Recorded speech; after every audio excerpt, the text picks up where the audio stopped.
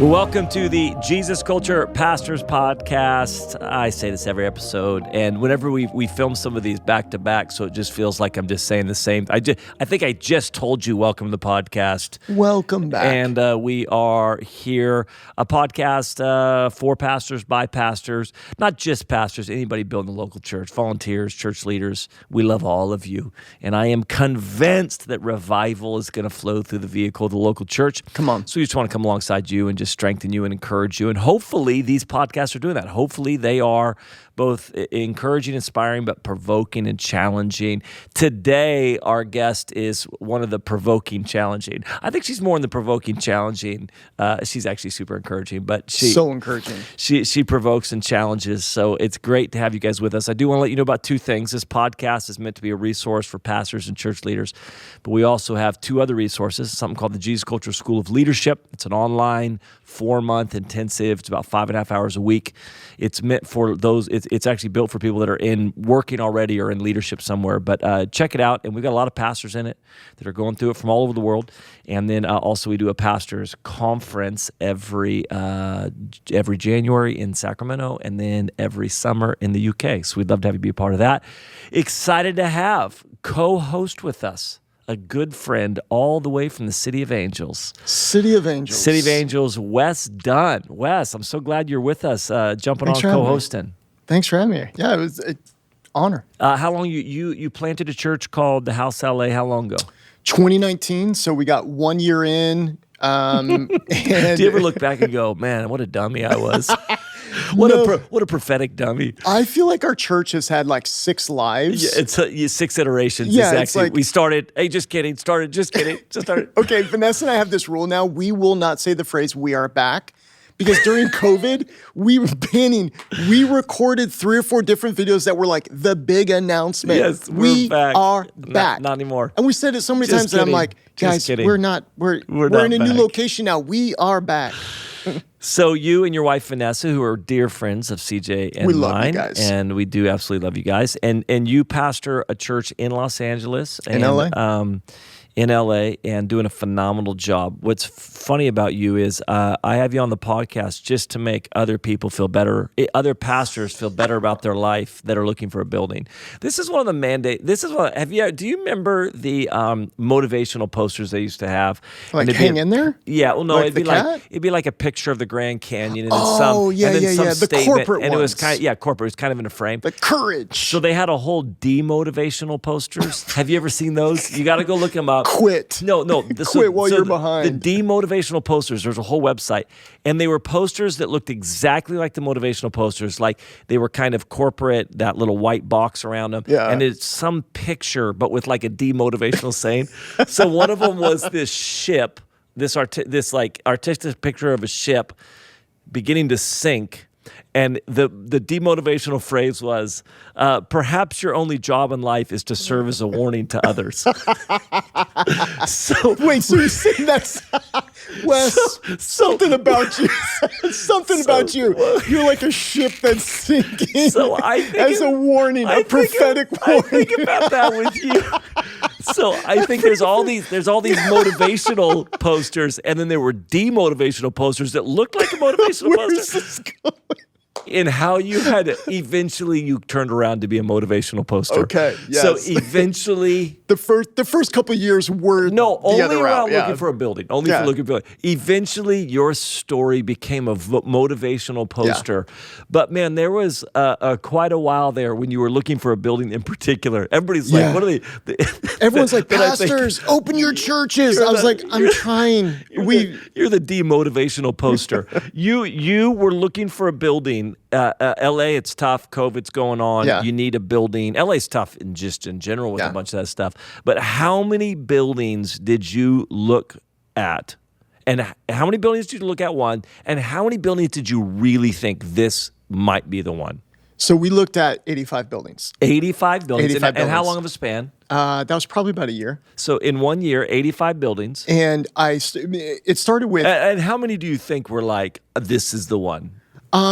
Here's the hard part is when I was about building 85. 85, all of them. I was like, this could work. This could work. I was about 18 buildings in. I'm driving on Ventura Boulevard, and I'm like, Lord, I've looked at 18 buildings. And I'm like complaining to the Lord. And the Holy Spirit shot back at me, look at 100. And so instantly it changed from, I was like, I'm in it. we're in this for the long haul.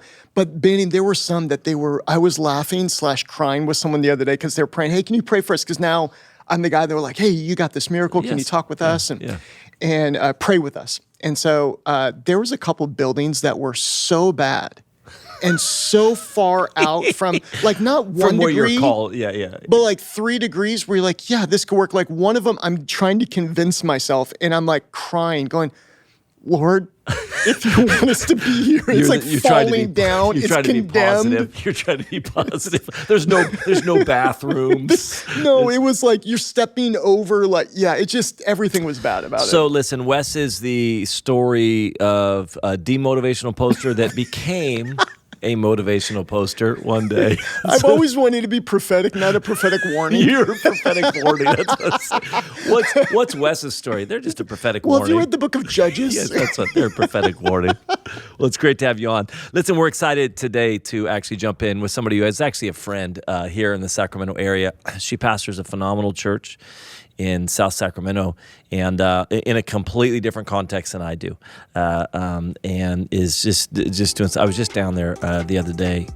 Went to one of their night services and was just so encouraged by what they're doing.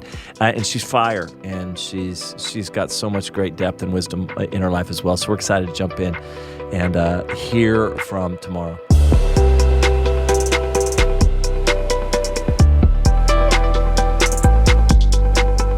Well, listen, I would say that everybody that we have on the podcast is a friend, and we love all of them. Sometimes they're actually friends of friends. I don't necessarily know them. But today is actually one of my favorite people that we get to have on with this episode. Tamara Bennett is the senior pastor of TIP, or this is Pentecost Ministries, in Sacramento. In officially Sacramento. People get on us all the time that we call ourselves Jesus Culture Sacramento while we're in Folsom. Yeah, but I'm like, listen, we're in Sacramento County, all right? We're still in Sacramento County. So, but she's actually officially there and have known each other since we came down. Shortly after that, kind of got connected. And you know how you just get with somebody right away and you just go, I really like you a lot. We're going to be friends. Had her come preach for us, been down to her church, just so love what God is doing. First, I just want to say thanks for jumping on the podcast and being a part of it. It just means a lot. Dude, I'm with the Banny. Are you kidding me? I'm the privileged one. So, yeah, this is wonderful. Can you give us a quick, it doesn't actually have to be quick. We got a podcast. We can do whatever we want. Can you give us a rundown on kind of your story and how you got into pastoring? Yeah, well, let's try to narrow it down. We got time. It's my podcast. We do whatever we want on this podcast. Oh, this isn't a closing 3 times and I'm done. Getting ready to close. I was raised, my dad was a pastor in Detroit, and as we just shared, he was the pastor of the entire Winans family. Their great-grandfather was the pastor. And then when he passed, my dad was the heir to the ministry. And so we were all raised together our entire lives. My mom and dad, unfortunately, got a divorce at a very young age. For me, I was like 3 or 4. It literally split your life, but it literally split because unfortunately, the hardship of it caused my mother to leave the church. So I lived a double life most of my childhood. So with my mom, it was like all at it. And then when I would do the visitations to my dad on Sundays and summertime, I was the preacher's kid. So over time, that became a hard balance. As we know, whenever, God has a beautiful assignment on your life, Satan attempts to come after you young. So by the time I was 14, the enemy promised me that I wouldn't see 18, and I lived like it. So if you dared me, I did it. My peers were 21, 22. School was just a place that I could meet up and then do what I wanted to do. So he was taking me very, very fast. And then I would have to come home or go to Detroit in the summers and be this preacher's kid. It was so schizophrenic. Ended up going to my wit's end and somewhere around 15, 16 years old. And like God does, and I look up and I'm in this house with all these grown people doing a whole lot of grown stuff. And it just hit me hard. And so I was in Maryland. I lived in Maryland at the time, called my dad and said, I'm tired. I come home. He got me a bus, no plane. Thanks, Dad. But anywho, he got me there, got a bus. Whatever. Okay, Dad, I'm here. He wanted to make sure you were really repenting. Yes, tell it. Yeah, he wanted to make sure I had time to think about that's it. exactly right. I get there, and like Satan does, he's still trying to keep his hold, and I connect with other people in Detroit. Now I'm connecting with friends and still doing. I like to tell this story, and I get emotional about it every time as if it hadn't happened yesterday. So I'm in Detroit. I'm at church. Again, Pop Winans and Winans' father know me my whole life. So it was in the day where they would serve meals after church. You know, our great black churches with our fried chicken meals and peach cobbler and mac and cheese. So we're downstairs in line. That's where I learned how to cook. That's amazing. Line, and he taps me on the shoulder and he said, Tammy, he said, are you saved? Oh, come on. And I'm looking at him and like, yeah, no. And so he said, girl, he said, what if you die tonight? And the spirits in me answered back to him and said, I guess I'll just go to hell then. Literally, that was my answer. He looked at me and he said, you better get saved. He said, because tomorrow is too late. And I'm like, yeah, whatever. So I blow it off. So then that same day, my godmother asked me to go with her to the hospital to visit someone. And this was during the time you could still smoke in the lobby, but kids couldn't go upstairs. So I'm like 16 and I'm sitting in the lobby. This stranger, he's leaning against the wall, smoking a cigarette. This pure stranger, he looks at me and he says, young lady, are you saved? Oh my goodness. No. And he said, what if you die tonight? Literally. And so now I'm still trying to be strong with it. And I look at him and I said, I guess I'll just go to hell then. But of course, everything in me wants to say, and where you going, Mr. Puffer? Why you judging me? But I don't say it. So I get to church that night and I did my little stuff, whether it was drinking, getting high, whatever it was. And I'm sitting at the back of the church. So my dad is ministering like he's done, like I've always seen him do. He has an altar call like I've heard most of my life.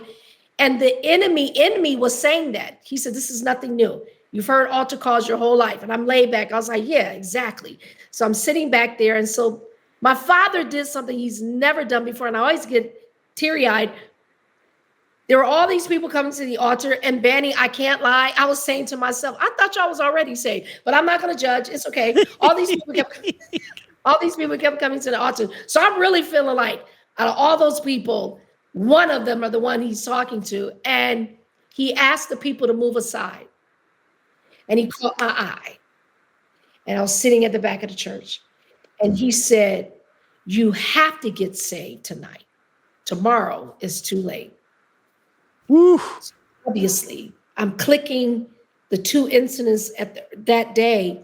I walk up to the altar, and literally that night, the Lord allowed me to see me and all that I had done. It was written all over me, and I still get it's nothing like salvation. Yes, and when agreed. I saw all of my filth, when I saw all that I was in, he allowed those spirits to walk out of me that night. And Benny, I've never gone back. And that's my salvation story, which is why I'm so intense in ministering, because I think I still see what he washed me from. And I want so many people to experience that same kind of freedom. Well, anywho, the Lord places me under this phenomenal woman, older woman, which was good for me because I was so fast. He places me under this phenomenal, sweet, older woman. And please allow me to say this, that literally loved the hell out of me, literally. She was hard, she was strict, but she was so loving. She ignored things that the church wasn't ready for me, because Benny, I came with a lot of debris. I was coming from the streets. So yeah. I was the street pastor kid. So my language, my mannerisms, my everything. Wow. Let me say this story. You can appreciate Cece Winans, my sister girl today. So when we were part of the house to house prayer, you know, the women would go and pray. I used to be so jealous of her because we would get down on our knees and in seconds, Cece was just weeping before the presence of the Lord. She was just weeping before the presence of the Lord. In my mind, I'm still thinking about Tom and is Jamal gonna call me back? And I mean, you know, it's like I'm just getting started. How are you so far down the prayer road? Like I would look at this girl and say, "How do you do that?" But so this woman, my spiritual mother, her name was Mother Stella Boyd. She knew how to deal with all of that with me. Long story short, I traveled with her for 2.5 extensive years, before the day of honorariums and ministry requirements. We drove everywhere and packed our lunches, and we're going to these. To this day, I can't even describe the power-packed services that we were going to and that God allowed her to carry. So it's as if God put me on a fast track. It was as if he knew I needed to be on a fast track. I needed to be under a heavy anointing to keep me, if you would. Yeah. And literally from that, he allowed me to marry a man of God that was already in ministry. Very powerful man of God. He was everything that was the opposite of what I came from. Yeah. Again, I knew street guys. But he was beautifully saved. he was beautifully saved. He was like saved. There's saved, and then there's like saved. She was ugly saved. He was beautifully saved. Yeah, they're sort of saved. But anywho, but he was good for me. He taught me ministry. We moved to Texas, where he was already the assistant pastor there. So again, after being on this fast course with my spiritual mother, I always had giftings, but then he helped train it and ministering to people. And then I started traveling with him. Well, making that story narrow, he had this like really bad cough, bronchitis-like that I thought was just bronchitis cough. Long story short, he was diagnosed with an incurable disease. And I was working at the airline at the time, working at the airline. I needed the airline so we could travel. So I'm working at the airline. He was full-time ministry.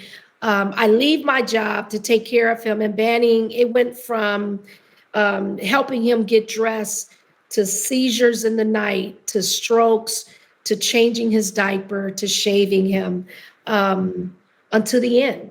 And I get it now. I remember a social worker coming to my place, and I get why she came now. I didn't know then. I was like, what, how can I help you? She was really interviewing me to see what was my mental state to take care of him.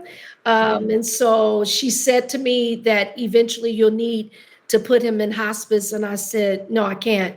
I'll take care of him until he dies. And I did. And so when he passed away, that whole thing about, I don't know what to say. You can't have an attitude with God. Don't question God. It was like, no, I don't know who made that up, but that ain't making sense to me right now. So when he died, as we were preparing for his funeral at the location we are right now, Banning, at the time we had 13 members, maybe 25 strong, 7,000 a month note. And so I'm saying to myself, most of our people, harvest was from the street. So I'm saying to myself, you know what, God, when this is over, we're going to have a serious talk, because I don't know who made that rule up that I can't ask you questions, but this makes no sense. This makes no sense that he's dead. What am I going to do? What are we going to do with this church? I'm not called to minister because I came from Women Don't Pastor. Wow. So what am I supposed to do? And the Holy Spirit thundered and brought me to my knees. And he said, humble yourself. I am never wrong. I will be your shepherd, and we will build this church. Wow. And that's the story. Wow. And then God allowed me to meet my man of God today, which I'm not going to get emotional again. I had kind of made up my mind I would never marry again because I didn't know if I had contracted this disease as well. So I had to be tested, like every 6 months. And so I had made up my mind. I'm going to be Anna in the temple. Let's to the day I die. Yeah. That ain't what I wanted, but okay, fine. I'll do this if this is your will, Jesus. And so here comes my husband. We meet at a restaurant. He said to me, God said, you're my wife. I crack up. Yeah, right. So he never stops pursuing me. So I remember I was like, you know what? I'm going to have to tell this dude the truth because he just don't get it. So it was the first time I verbally admitted my condition or possible condition and that I didn't know my future. And he looked at me with tears running down his eyes and he said, you will be my wife and you will have my children. Sheesh. And you do not have this disease. Now, bro. He's such a good man too. If you met him, he's phenomenal. Yeah. Manny, I didn't know if he was called to be prophetic, but I took that prophecy at that point. 100%. Yeah, Let's absolutely. go. Absolutely. And we got married, and I still had to take these tests every 6 months or so. And so a year and a half in, and I kept the same doctor. She's coming out with the report, and her face is beet red.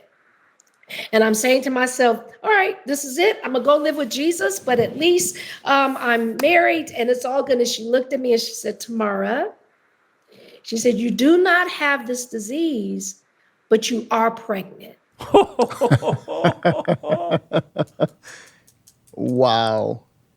And the rest is history. Wow, look at God. And that's the story and that's the journey. And that's, and today, Banny knows God truly have been the shepherd of our house, and he's grown our church, and he's blessed our church, and he's blessed our life. And so, that's my journey. I hope I wasn't too lengthy. I try to keep going.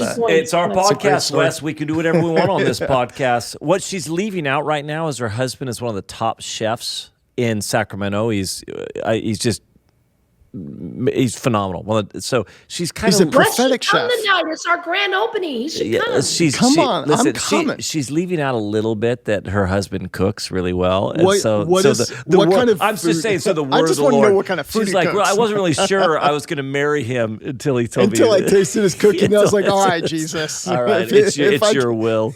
I guess, I think there's so much to unpack in your story. I really. It's just so profound how the journey, and people wouldn't even know some of these journeys of what people go through, what pastors go through. Yeah, they see him on a stage and they go, hey, you must have woke up there one day. Yes, but how much has shaped us or kind of the journey to get there. Could you describe, I'm gonna ask a really broad question. You're a PK, you're kind of prodigal or not saved or whatever it was in that moment. So I guess I'll go to hell. I can't even imagine unsaved Tamara as well. Like saved Tamara has attitude, so I can't even I'm just like, dear Lord, I'm kind of scared to think of that. Yeah. But you're going through that, all that your first husband goes through. Then you're coming into your own. How did you find? I don't know. I'm going to say lane.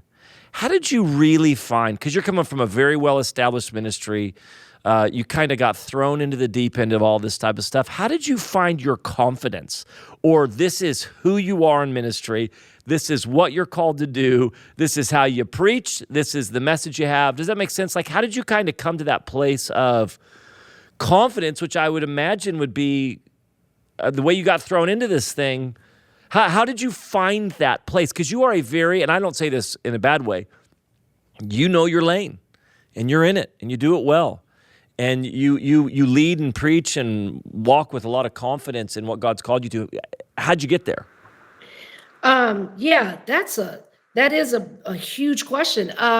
It definitely didn't happen overnight. A line I use these days is I'm wired that way. That's a line I use right now. It's just, I'm wired this way. I think for leaders, period, Banny, I don't think we embrace our journey enough. I really don't. I think we I think we can sometimes be intimidated, which I went through that because I wasn't the typical stand at the podium conference speaker. You know what I'm saying? You know how I am, like to just stand in one spot. Like I remember I was somewhere and I kept walking and they told me later, yeah, you kept moving out of the light and we needed the light for, and I was like, oh, okay. So I think banning, I don't even know how to say this, but I think for me, like there was definitely many intimidating times because I just wasn't like some of the peers I knew, even women in ministry. I just wasn't like them. And I've got some wonderful female friends in ministry nationwide. And I couldn't do that. I couldn't do the standstill. I couldn't do the, I don't know, what is it? The hermeneutics and you know what I mean? Here's your text and 3 points. Yeah.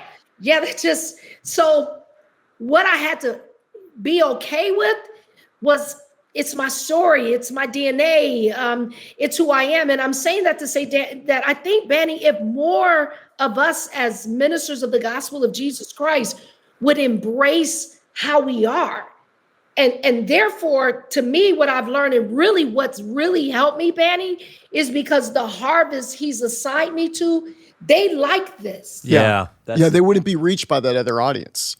They would, and I think every pastor, every preacher who would be watching this feels a certain level of pressure of I'm not like whoever the flavor of the month is. And maybe God wants, he does give us a multitude of gifts. There's a unity of the Spirit, but there's a multitude of gifts because just like at your husband's restaurant, some people, they may not like that other restaurant. They want this type of food. And so where someone might say, hey, don't open up this type of restaurant. There's nothing, that restaurant has made it here. It's like, well, you know what? There's a whole audience of people that want this type of food.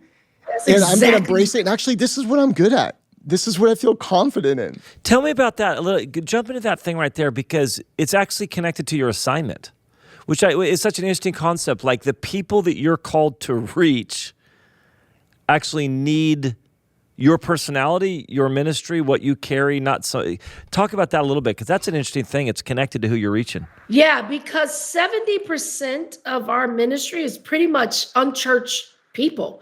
It's either that or same scenario that they were ministry kids in some level or another and needed something else than what was the tradition.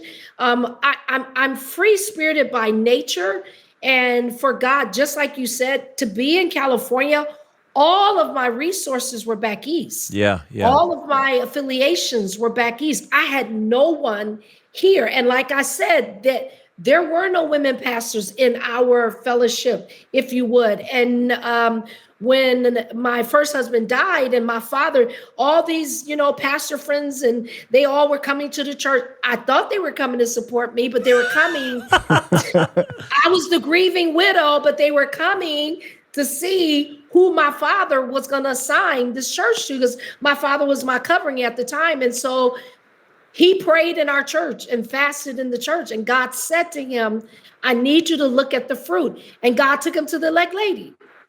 And the Lord said to my father, he said, she's been holding this church for a year. She's been praying out this church for a year. It's been growing in the past year. So she's already doing the job. And God told my father, this belongs to her. And he took him to the elect lady and her children. He said, these are her children. Wow. And so it was a huge shaking, obviously, in our church organization, because, of course, everybody said, oh, he's got respected persons. He's doing that because it's his daughter. But he kept saying, no, it's because she's holding them. Yeah, it's growing. And so to that be said, I think as Wes is saying, which was the perfect analogy, that's exactly what happened, Wes, with where my husband's restaurant is right now. So he's in Roseville, which is 1.8 African-American, if you would. And this is crazy, we've had people that are in the predominant Black area of the South saying, why did you come to Roseville? And my husband said, Roseville found me. Yeah. And so when he came to Roseville, he looked at the area and he said, I must stay true to my craft. And this is so parallel. He's only cooked fine dining restaurants in his 30-year career. That's all he's ever been in are fine dining restaurants. When he opened up his spot, he said, I'm going to pull up some of my Southern dishes. I'm a native Florida guy. I'm going to pull up some of my Southern dishes, and I'm just going to wrap them in all this California comfort and elegance that I know. And here you are, what we call modern comfort. It's exactly what I feel in ministry. I know church. I was raised in church, but there's this raw side of me that was in the streets that have never forgotten what that was like, what the pain was like, what the struggle was like, what the demonic warfare was like. And so there's a part of me that feel like I left a lot of people behind. And the church can sometimes, please forgive me for saying this, we sometimes get so comfortable like a duck, duck, goose, and we continue to stay within the church circle and forget he called us to a harvest. Yes. And we can sometimes get out of touch with what they're going through. Good. So Good. that's me. And so it's like every time, like it literally, like once, like in altar, it's like we literally just got a new harvest in straight from the street. And you know what it does to me? It's like a constant upgrade. Because I get to see the new struggles or the warfare today. And it's like, whoa, they doing that. Okay, God, I got to get an upgrade again to be able that the anointing of God, the deliverance of God, the teachings will continue to be relevant. That's so good.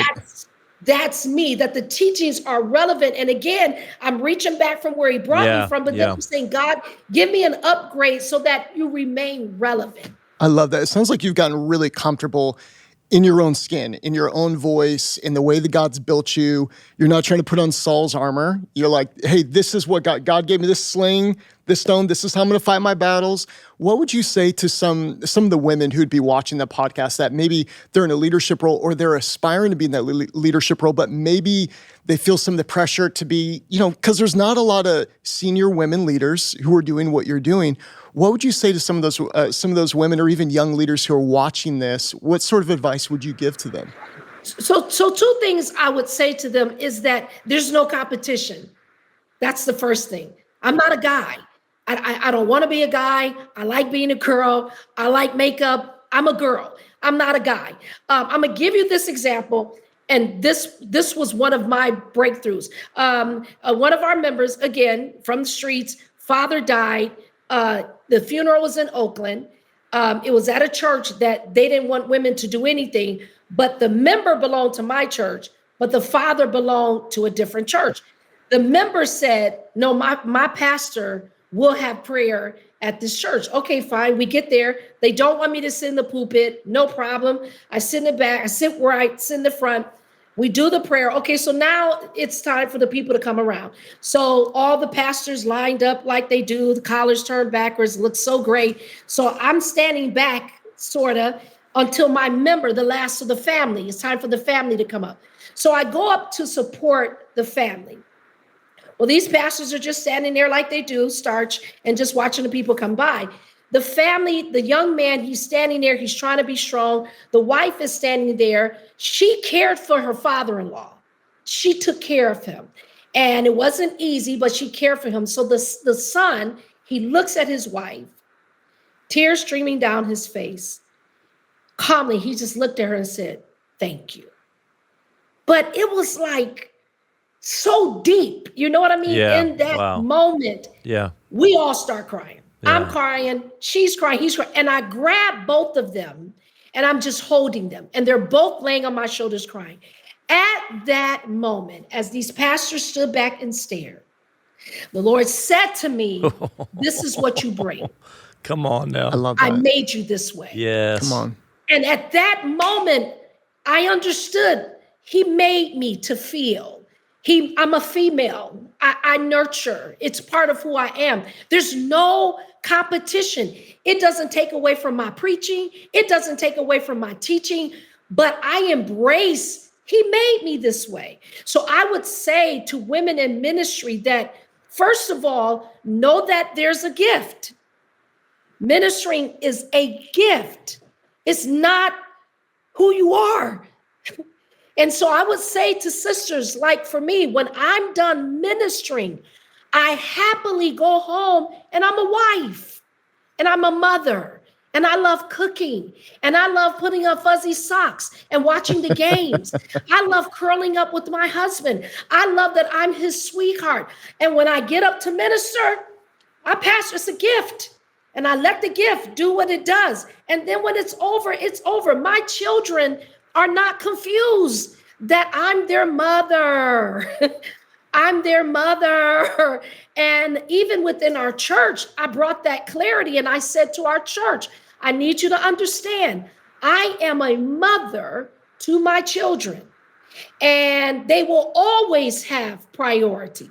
Because if God forbid anything happens to me, members, you will find another pastor. Yeah. But my children will never find another mother. That'll preach. So I'm clear with that. And I encourage women in ministry, stop trying to prove something. What are you trying to prove? What are you trying to prove? Okay, so much, okay, I need my sister girls not to be offended. Wes, I don't go to women's stuff. Just please, I hope my sisters don't judge me.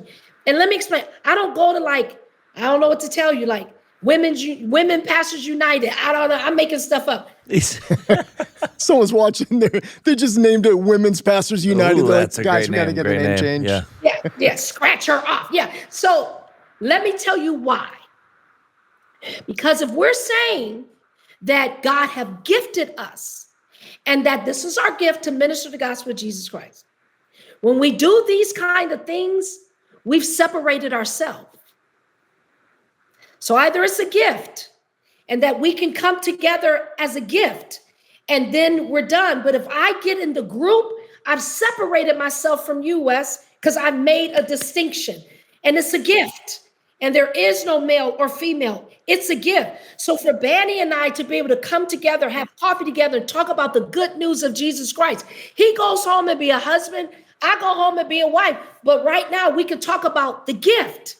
Hallelujah. So there should be a uniting together about the beautiful gift of God and how we can strengthen one another because it's a gift. God have used Banny to send me a word of prayer that just rocked my world. God have used me to leave a word. That's what the gifts do. But when you segregate them, female and male, well, then you've separated the gift. So that's just me. And I would tell women in ministry, flow with the gift of God. Let him use you and stop. You stop putting a limitation on where God wants to take you and do. And just be the beautiful woman that he's asked you to be and go home. Tamara, you have one of the things I've known about you and your church, which is in obviously an urban context more than our context, but you have a real passion for the younger generation, not just in kind of assigning a youth pastor or young adult pastor to reach them. Like what I've known about you is like your heart's really burning. And even when you're talking about these people coming from the streets, much of them is this kind of younger generation. Where did that passion come from? Why is it important? What is it? What would you talk to pastors about with that? I think for sure in my early years when I was traveling with our spiritual mother, there was many times that was prayed over me and prophesied over me. And that was when I myself was newly saved. But I didn't really embrace it, honestly, until probably after COVID. Really? And I had to own what harvest kept coming. So as we talk about confidence and et cetera, et cetera, et cetera, I wanted to have the church with the doctors and lawyers and attorneys and business people. It make budgets so much easier. the people coming to your husband's restaurant in Roseville. Yeah, isn't that funny? Yes. That's his harvest. Yes, That's totally. his harvest. Exactly. Lord, can we just switch that? Just the Sunday switch real quick. But that didn't happen. Well, it did. It did. Don't get it wrong. Yeah, it did. we get it. And God, by his grace, he's always sustained us. We've never been a church that had to beg people to come and minister to raise money. He's always sustained us. So therefore, I couldn't complain. But something happened in 2018. The Holy Spirit told me to come off the road and stay home. And mind you, it was like at a peak for me. I literally was going all over the world, London, China, Amsterdam. And the Lord said, I want you to come home. This was in 2018. Okay. So I obey God. 2019, I'm home. As God would have it, October 2019, God allowed my husband to get his restaurant. As God would have it, March 2020, COVID hits. Yeah, totally. So what's crazy is it didn't bother me. Yeah, that's exactly right. Yeah. Because he had already shut me down and home. Staying home, though, Banning, made me see my harvest better. Sometimes we can be so busy. And Martha, in all due respect, even in leadership, it's not bad works. It can still be good works, but I wasn't seeing my harvest. What am I growing in this field? What are you asking me to plant in this field? And what fruit is coming up from what we're ministering? So it made me literally see. And so what happened was, it was so funny. I can't remember one of those services. And we're preaching hard, we're teaching hard. And I say to the church, it was dealing with up here, and I say to the church, all of you 40 and under, come to this altar. There's an oil falling. It was 70% of the church. So the whole room. It's like two guys in the back. Everyone except for you two, come forward. It was like, oh my God. It was like hysterical. And that point on, I was like, why am I fighting the process? And I literally felt that way, like, God, why am I fighting the process? If this is the harvest you've given, and you've sustained us with this harvest, you've met our needs with this harvest, so let it be. So there's that. The second part, the drive, is literally, I see myself over and over and over and over and over and over and over and over. And if someone didn't snatch me up and believe in me and pray with me, because Banny, you're right. I mean, I can be kind of a fireball with Jesus. I was much without him. So to see these same lives, and Wes, look, some of these same kids that were unchurched, drug dealers, etc. Wes, these kids are now married. Come on. They got children. They have businesses. 70% of our folk are homeowners. To see That's God huge. Develop them, huge. I'm good. When you got saved, you're young, and there's these spiritual forces also at play. And that's been, it seems like a reoccurring part of your story of basically people snatched out of darkness. And that there's spiritual forces, which sometimes in the church, the pendulum can kind of swing one way or the other way. And maybe over the last couple of decades, the church has really loved its systems, and people forget that there's a spiritual world out there as well, that we actually do have an enemy. That's a great phrase. He is out there like a roaring lion, seeking who he would devour. And it seems like that's not only a part of your story, it's a part of your ongoing ministry, and it's a part of your church as well, like snatching people out. Prayer, I've heard you talk a lot about prayer. In your church today, especially with those young people, how are you able to teach them about the reality of the spiritual world when maybe they're just new to spirituality in general? I think, honestly, Wes, I truly think that the church, I think we underestimate their ability to comprehend.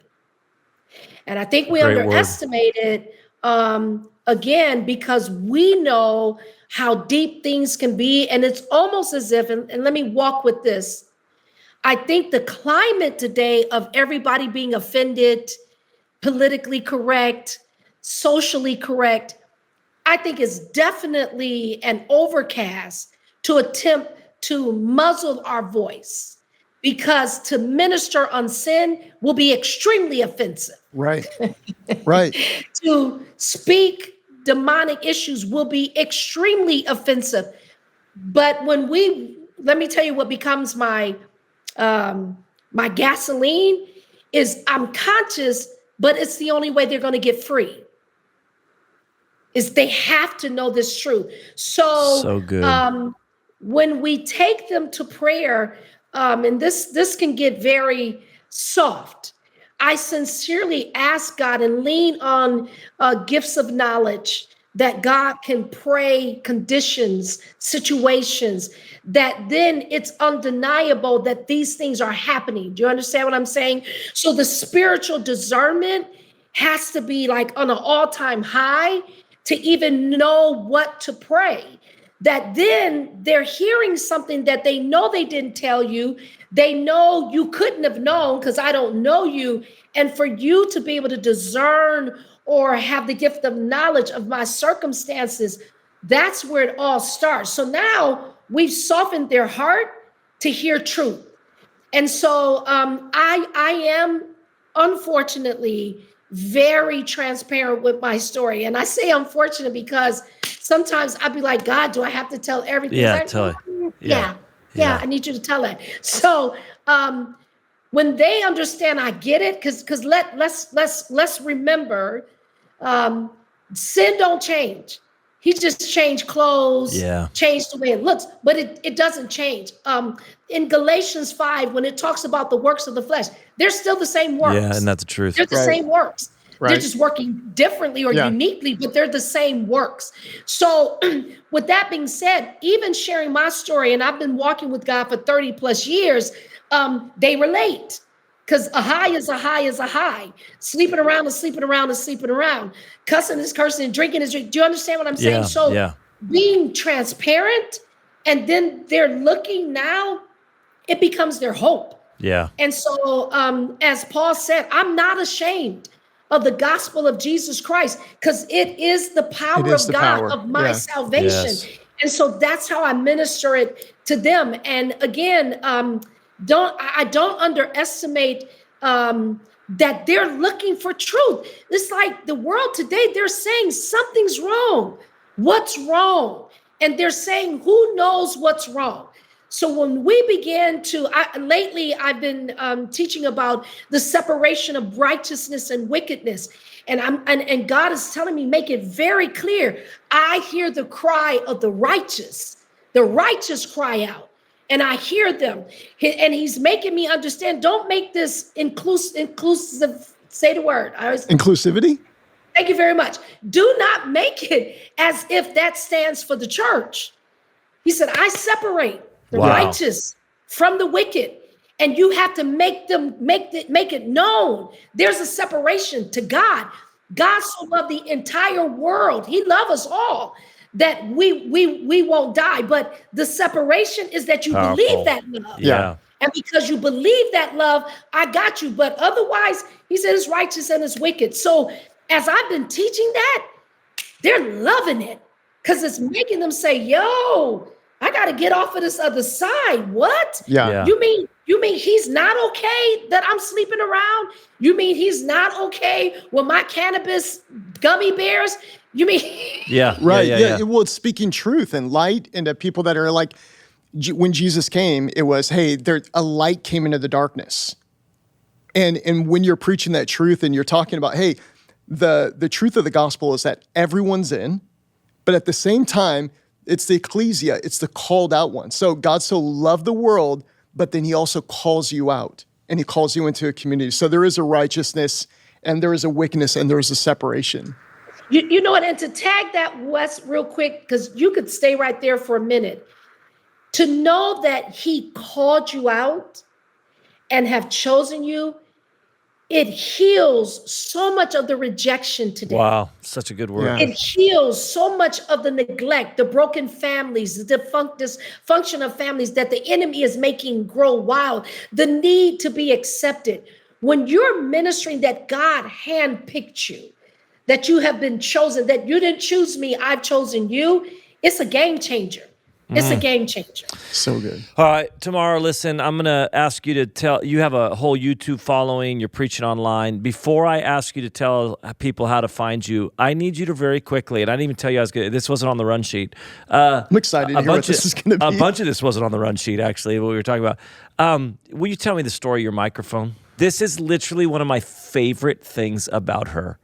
I kid you not, is the microphone she preaches with, because I'm like, yes, that is you. You should be preaching with that. That is you.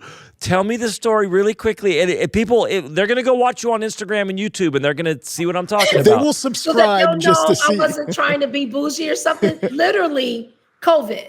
So behind the scenes, we never shut our church down because we were feeding the homeless. Yeah. So we were doing Saturday prayers, but when it was time to really go back, my husband kept telling them, you guys, pastor can't keep mixing her mics with you all. And then, they were doing the covers and he didn't like the way that looked. So he bought that mic. Oh my gosh. It's like a gold, I don't even know what it is. It's fantastic. But please make people know I did not. I had someone ask that question on YouTube, and they said sarcastically something like, that's what I'm saying. These pastors with they blinged out mics. And I said, yeah, tell my husband it was a gift from COVID. I love everything about it. It was a gift. Where do they find you on Instagram and YouTube to hear all your preaching?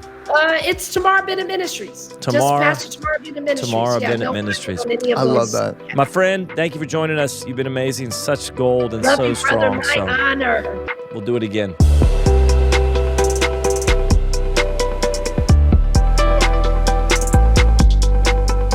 Well, here's the deal, man. Every one of these podcasts, I feel like, am I really just going to have to set aside? We're going to go Joe Rogan. We're just 2.5 hours next time. Like whatever time frame we have, I'm like, we just probably need to do long form. It's just gonna be a Joe Rogan thing. We just set it up. It's gonna be 4 hours of a conversation with people. Yeah, with a nap break or something in the middle. Something, because it really is amazing. I just am. First of all, I could hear salvation stories all day. Yeah. I don't know if you're like that. I'm Her sure you stories, it's so powerful. Oh, I just am hearing the same thing over, and the third time, it's like. And just hearing how God pursues people, and then that thing that marks people, they go, now I'm going to do that for others. Yeah, like the older woman. Yes. Who became like a spiritual mother to her. I wanted to have a whole podcast on, she said she was hard. She goes, she loved the hell out of me, but she was hard. Yeah. And I'm like, oh, that's that. Talk to me about, I want to hear some more. Tell me about that, because I think we've lost some of that stuff. We've lost some just real true discipleship. And you hear from some of these guys, they have weathered the storms of life. They have weathered the storms of ministry. And some of it's like, yeah, dude, my discipleship process was a pretty hardcore old woman who didn't let me get away with anything at all, but I knew she loved me. Yeah, loved her deeply. Loved Jesus deeply, willing to just, hey, well, if I can just preach Jesus and bring my own sandwiches, I'm in. Yeah. Like, what a beautiful so story. Good. All right, guys, well, you know what to do. Go like us and comment on us and help spread the word and share the word on all this type of stuff. And hey, we would love to see you at Pastors Conference, either here in the States or in the UK. So, all right.